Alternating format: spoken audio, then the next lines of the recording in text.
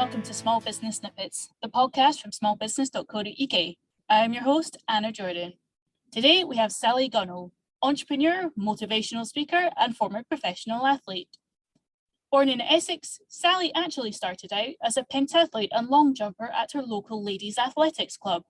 Over time, her talent for hurdle events became apparent, winning her gold medals and championship titles across the world. In fact, she's the only woman to hold world, Olympic, European and Commonwealth gold medals all at once. After retiring in 1997, Sally became part of the BBC Sport team and was a regular on athletics broadcasts in the early 2000s. Since then, she's appeared on breakfast television shows, as well as A Question of Sport and Total Wipeout. These days, she runs Sally Gunnell Corporate Wellbeing to encourage wellbeing in the workplace. She also runs Optimise Your Age, giving health and wellness tips to the over 50s, alongside her husband, John. We'll be talking about moving from sport into business and how older entrepreneurs can take care of their well-being. Hi there, Sally. How are you doing? I'm very well, thank you. Yes. Great. Well, the first point I want to talk about is you moving from sport into business. So how did you come to that decision and what kind of challenges did you have going from sport into business? Yeah, it's always a difficult one when you retire, and I guess, difficult when you're only 27 years old, you're young, and had one sort of career, and it's probably the career that you've had all your life, and then you think, what do I do next? So I guess I sort of did it in a way that I would have done with my athletics career. I had to know what I wanted to achieve out there. I had to have aspirations for new things. I had to learn new things. So I just sort of like planned it almost. But yeah, I look back now and I think it was a bit of a gamble. It was a bit of a, you're not quite sure where you were going with it, but actually it made me realise just how much I'd learned from my athletics days and my achievements, and how much of that had helped me to in that next stage of my career, but be able to pass that on for others. And I think that's what came out of it, and that's what helped to make it as smooth as possible. So, with a lot of athletes, there seems to be a progression from sport into business. So what kind of things did you take from the track into business? I think so much of it is about, yes, you've got to work hard, but you've got to work smart.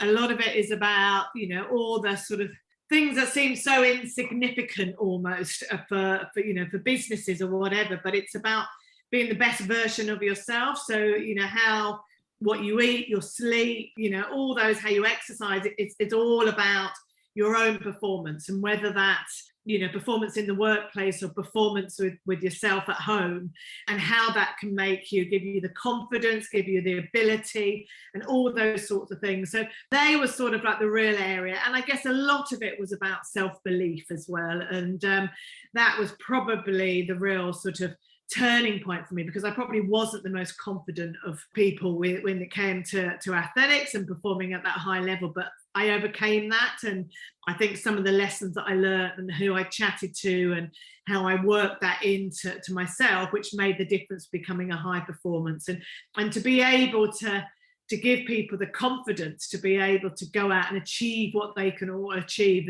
And that's really where it came from. And I think it really helped that, yes, I sort of achieved at that high level. So, and you went through so many ups and downs, and I learned so much about myself. And I think that really helped to be able to, share and explain that story to people. It surprises me that you said that you're not confident, because you strike me as somebody who is very confident. How did you develop that going into the business world? A lot of it is about mindset. It's about what you believe. And I think it's very easy. I think as a nation, we are, especially women, we're very quick to put ourselves down and think that everybody else looks good, or I'm not good enough. And, and that's very much how I was. I was like probably lots of other people, but working with sports psychologists and, and understanding how the mind works, and, confidence comes from within. You've got to find those confidence. You've got to, shut the demons up and override it. And a lot of that is part of visualization. It's part of, mentally preparing yourself, work that you do day in, day out to be a better version of yourself. It doesn't just click overnight. So what does that look like? And also, I think it was yeah, that the power of, accepting that, we do lead stressful lives, and running at that top level was stressful, but it sometimes can be a good thing, and to use it as a motivation as well. So yeah, just so many key areas that correspond. And I think the synergy between, performing within the workplace and being the best version you can be is so similar to that sports field of achieving, when, there often seems, like in anything we do, so many odds against you. Oh, 100%. And I can imagine as well, there would be some kind of challenge between performing individual events on the track and then having to work as a team on business all of a sudden. How did you cope with that? Yeah, I mean, even though I was very much an individual on the track, it seemed like it. It was very different to a football field or whatever else, or my relay, or, being captain of the women's team. But actually, there was an amazing team of people behind me, of, nutritionists, sports psychologists, physiologists, coaches. And that was the difference of the 4 years from coming fifth in the Olympics to winning, was building this amazing team around us. And even though lots of people have different goals within your teams, and that's the same in an organization, it's about knowing that you need their support, you need their help, you need their skills to get the best out of yourself and the business that you're doing to achieve in what you've set yourself. So it's no different in that respect. And even though I was the one on the track, there was an amazing team of people that got me to that start line. Yeah, I mean, I suppose that's true. You always forget that there's so many people behind an athlete. And I think that there's also this rush to comparison, or this urge to compare yourself with your direct competitors as much as anybody else, but also fellow entrepreneurs. So I understand it was in the Tokyo Olympics that you were doing the hurdles and you're on your way to the gold, and you got distracted by one of your competitors and it threw you off and unfortunately cost you that gold. So how did you feel in that moment, and what kind of lessons did you learn from that? Yeah, I mean, I think I learned enormously. I mean, I was obviously massively disappointed because I could have won that. And I think that's when it made me realise that I didn't win, because I was worrying about things that are out of my control. I didn't have that sort of real confidence in my own ability. And I guess, the whole mental side of it only really came on a year before those Olympic Games the following year. So that was the World Championships in Tokyo. And literally 12 months later, I'd spent 12 months addressing that doubt and that voice. And I always say that we're all born with that sort of, inner voice. And it's always a voice that sort of says, she looks good over there in that lane, and she's won the European Championships. And that's how I did. And of course, you've got to have massive respect for your competitors. And that's the same in the corporate world. And yeah, you can learn certain things, but I can't change those situations. So why spend that energy and that worry in trying to change something that you can't? So you can only control the controllables. So it was about blocking out all those sorts of things. And that is when it comes back to knowing what you're trying to achieve out there, having clarity in your thoughts, so that when you know your path and you're not going to get distracted by over here. And you know what you're going to stick to, and you know what that end result. And once you have that in your mind, and then those other distractions are able to be blocked out during those times almost. So yeah, and it was about spending time doing that. It doesn't just happen. I would spend 5 minutes each day just sort of going through, what I wanted to execute on that day, what was that perfect race, and different scenarios if things went wrong, if it was raining on the day, or, I got lane 1, which is a difficult lane. So just so it's just familiar in the mind, really. And I think sometimes in different organizations or within sport, you think it sounds like a negative, but I think you have to have every option open, but what it is that it's going to actually take to achieve that high level. Yeah, I think that's part of goal setting as well. It's sort of knowing what you want, but having that flexibility. Yeah, absolutely. I mean, I suppose in this case, it is a literal sticking in your own lane, when you're competing. But I think that mental health and the importance to performance has become so well recognized, I'm sure, throughout your career, and especially now looking back. And it's the same case in business as well, as you're very well aware, helping companies with their employee wellbeing programs. Tell us a bit more about what makes a good employee wellbeing program. I think a wellbeing program has to be one which is very much put together for the employee's needs. You know, it's not just a slot in, fits all. It has to really recognise in what the issues are within the company, and whether that's retention, whether that's making people present in what they're doing, maybe there's some health issues or whatever it may be. So I think it's really about finding out do that scoping work at the beginning and really finding out what the issues and what people actually want. And then the programs that work are the ones that are led from the top down. It's no point in just doing a wellbeing program for one part of the company. It has to be, you know, they have to be able to see the top managers being part of it, because they need it just as much as everybody else, and to be part of that program. And then it needs to be consistent. You know, it's not good enough if you're just going to do it once a year, or, you know, just a couple of times a year. The programs that really work are the ones that are consistently being put in, and information and help and support is regularly there, and people know where to go, and they know where to tap into it, and to be able to ask for help as well. And I think they're the programs that really work. And I think with all programs, you know, there's so many different issues that people can cover within wellbeing. You know, I know at the moment it's very much around mental health and putting first aiders in, but people need all sorts of different issues around wellbeing, and I think it's about addressing lots of different areas, whether that may be financial, whether that may be physical. There's just so many areas, and I think it's making it right for that organisation. In your experience of talking to organisations and employees, what areas do you feel are overlooked generally in these kinds of programs? I think the programs that, for a lot of companies we come into, they haven't got a program. They literally may just tick a few boxes through HR or whatever else. But, you know, a lot of people within the organisations don't feel like they're being supported. They don't know where to go if they're, you know, they have got mental health issues or whatever it may be.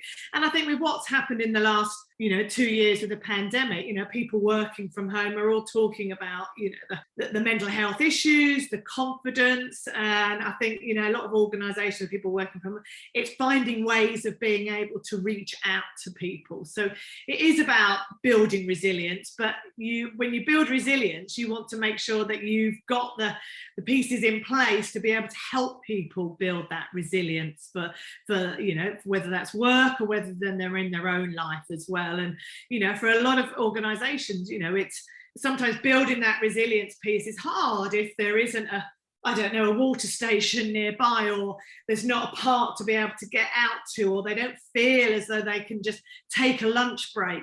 All those sorts of things are just so important for people's well-being. So that's why it has to be led from those top, and that, information is there and support. And often what I find is that people are just lacking that information. They want to be better. They want to help themselves. They want to be fitter.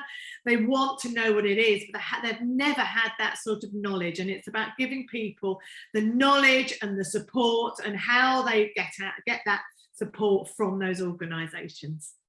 So are we talking online resources or members of staff that they could speak to, or where do they kind of seek this information? There's all sorts of different outlets depending on the organisation. So, we've got online programs that we do, which are much more around podcasts that we can roll out to different people. But as people are getting back in the organisation, they want to see face-to-face. It's helping and supporting HR to be able to deliver that information. Of course, and every organisation has different ways of delivering it. And, it might be that it's a site that sits on your intranet, to information within the toilets. You know what I mean? That it's just finding what works for that organisation. A lot of the programmes that we have been doing for the last 2 years have been obviously very much online. They're podcasts and they're help and support. So organisations can run them literally worldwide to every single person within that organisation, thousands of people, because they have to. They can't just support one group. It has to be able to roll out.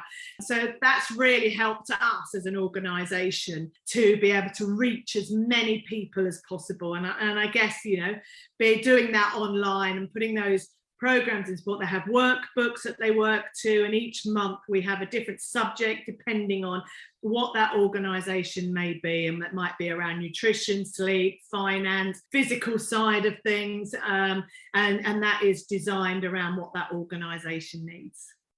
Wonderful. And this is a tricky one because, of course, you can measure things like turnover and your forecasting figures, but how do you measure the success of an employee wellbeing programme? Yeah. Well, that's why we really want to do the scoping beforehand. We send out questionnaires to people so that we can get what people's real issues are. And then at the end of a programme or 6 months through, we will then send out questionnaires to actually find out whether it's reached the right people, whether it's helped and supporting them. So we can then send back information to those organisations, because that is the biggest thing we come up across, that we want to be able to see that change. And by doing this, whether that's, as we say, every 6 months or at the beginning of a programme, and then at the end, we can see how people have engaged in the programme and whether it's actually helped and supported them. So very, very key. Of course, the boss's well-being is as important as the employees, especially as they get older. What kind of tips do you have for older entrepreneurs to take care of their own well-being? Yeah, I think it's people realising that you can't just keep going at 100%. It's fine if you're maybe in your 20s and 30s, but it does catch up with you. And it's the same for all of us, isn't it? So I think the thing I've learned is that, yes, you have to work smart, and then how to work smart, then how nutrition and your sleep and the physical side of it can affect your performance. And that's about thinking clearly, not having that dip in the afternoon, not being off ill, all those sorts of things. And I think the thing I learned from sport and that I try and pass on to whoever really in an organisation, at whatever age you are, it's those little increments that you think are so insignificant, but actually they play a major part in being able for you to be able to work day in, day out at what is being asked of the programme. And I think with so much of stress and burnout, stress is part of people's lives, but it's learning how to manage that. And I think as we've got older, it's about understanding that actually you need to get out of the office or get out of your, wherever you're at home, and taking that lunch break. And, if you need to go home and, I don't know, watch your kids' sports day or whatever, it's all those little things which sometimes seem so insignificant are actually things that really play a major part. And that's where it has to be led from the top. It's good to go off to, to the gym at lunchtime, or to go for an exercise or a walk with somebody, to be able to chat with your colleagues or whatever it may be. So it's just allowing people to be able to think that that is the norm, and that's what it's okay to do. Yeah, absolutely. And at this time, especially with what's happened over the past couple of years, I mean, it's a prime opportunity to really make those changes, because the way that we work is fundamentally changed. Totally. And I think now, an organisation has to look at wellbeing. It's so high on the agenda. And I think it's, more than ever, and it's giving people the confidence to almost get back into the office. And I think that's, sometimes a younger generation, they're in and they're fine, but, we've all sort of got used to working from home now, and it's it's having that confidence, and that sometimes comes from, support from the organisations to be able to do that. And that comes under, HR and wellbeing at the same time, and knowing that you've got a great programme in place with people that understand, and an organisation that understands to help you to be able to support you.